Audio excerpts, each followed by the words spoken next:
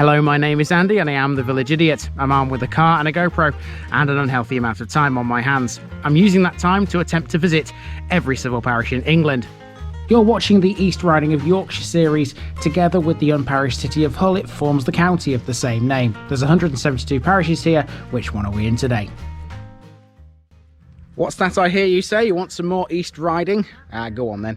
Today we're in a lovely little place, and I know it's lovely without even setting foot in it yet because I drove through it earlier to get to another village. So I know what this one looks like, and it's going to be absolutely fantastic. It's a linear village. I'm starting at its southern end, and I'm going to work my way to the northern end and then work my way back. When I get back to this point here, I'll be turning down this road and driving along it with the car to get to a place called Waplington, which has a rather large hall and a golf club.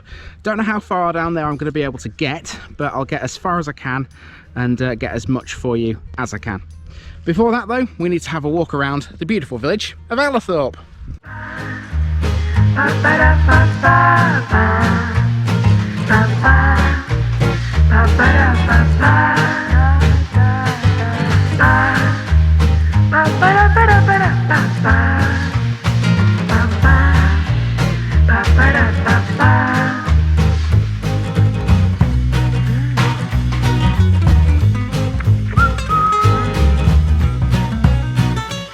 Here's my disclaimer for people who may be watching me for the first time. I say things as I would in my native accent and dialect. As a result, I may not pronounce things in the same way as the locals do. Remember, I'm a visitor. It's impossible to know everything. Leave me a comment, spin me a like and bash that subscribe button. Let's get to today's parish video. Allothorpe is situated approximately 1.5 miles southwest of Pocklington in the East Riding of Yorkshire. The parish is formed by the village of Allerthorpe and the hamlet of Waplington. It also covers all of Allerthorpe Common, which we featured back in the Thornton episode, and it lies to the west of the village. Allothorpe Parish also contains a golf club and a country park and a huge lake, which is popular for a number of sports-related reasons. It's a good holiday location, and you can also come fishing here too. Allothorpe was recorded in the Domesday Book as Aluuarstorp. Its name means small village belonging to a man called Alfard. Until the 19th century, Allothorpe was part of the Harthill Wapentake. Between 1894 and 1974, it was a part of the Pocklington Rural District of the East Riding of Yorkshire. It's had two famous sons. One of these is William Dewsbury, a Quaker minister. The other was a man who we'll learn more about as we walk around. The village has a bi-monthly newsletter which is hand-delivered free of charge to all residences within Allothorpe. I suppose the smaller these communities come, the more they stick together. Let's see what Allothorpe had to offer us free of charge on this visit.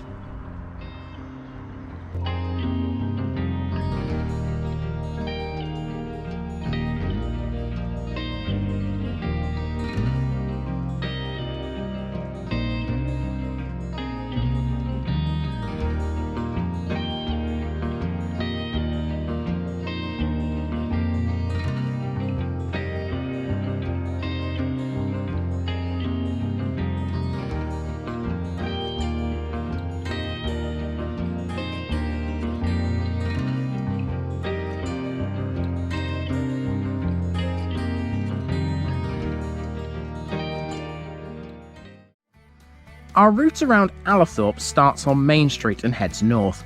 Normally, the Strava app on my phone would have started recording at this point, but for whatever reason today it didn't, so at the end of the video is a route map I drew myself.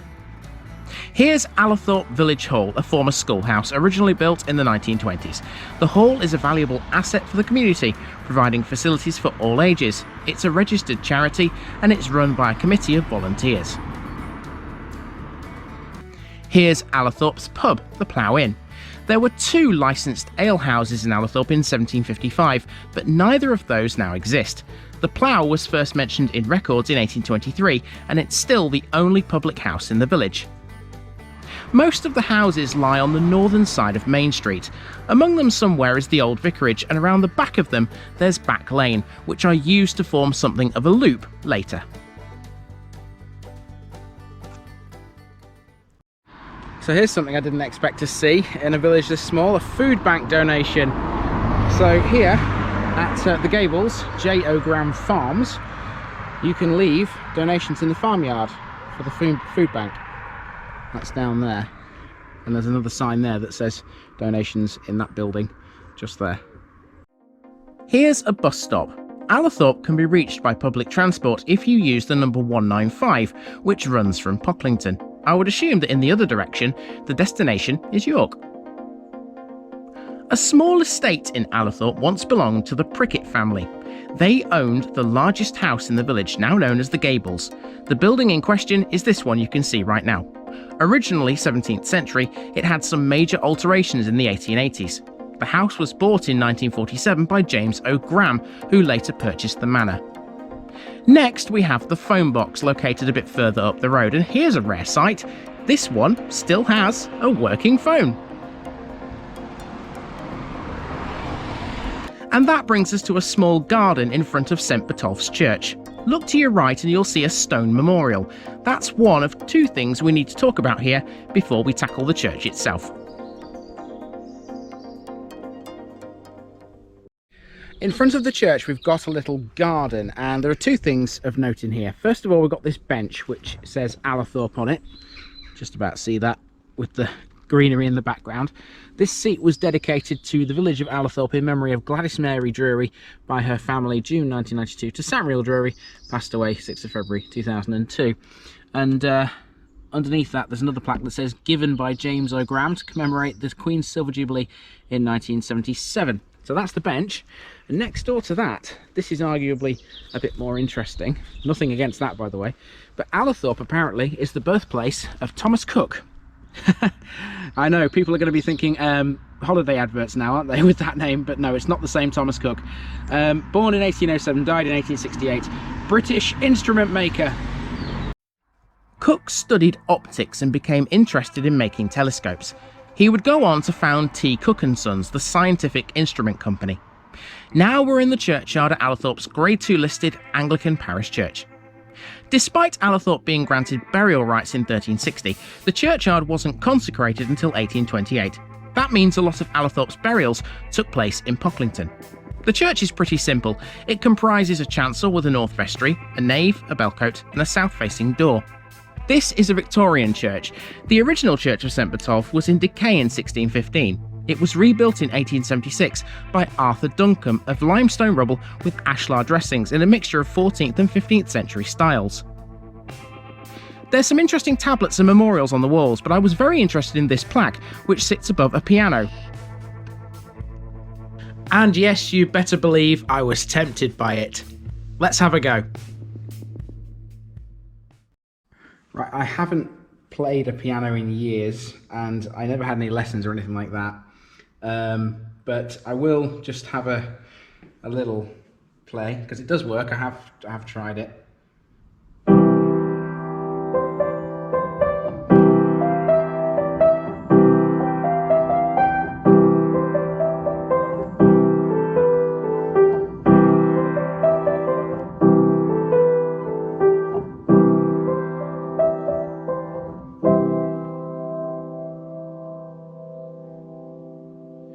And the musicians out there will know that was all in C, because I don't do black notes.